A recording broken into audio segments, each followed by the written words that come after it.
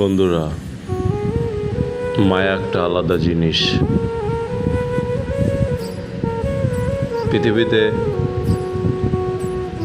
প্রত্যেকটি প্রাণীর মাঝে মায়া বিরাজমান।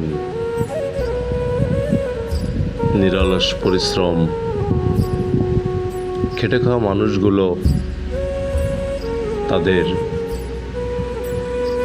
এই জীবিকা নির্বাহের তাগিদে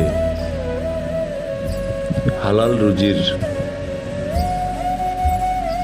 একমাত্র মূল লক্ষ্য পৃথিবীতে উপার্জনের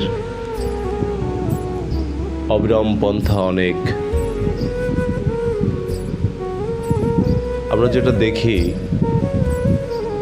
একটা শ্রেণী তারা পরিশ্রমটাকেই খুব করেই প্রাধান্যতা দেয়। আমরা অনেকে এটার ভিতরে উপলব্ধি করি কষ্টটা আসলে কি।